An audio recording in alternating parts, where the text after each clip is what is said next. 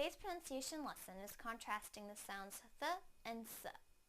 First, I will use each sound in a word. Then I will put the words into a sentence so that you can hear them together with contextual clues. Please listen closely to the differences in the sounds. First, the th sound in the word think. Think, think.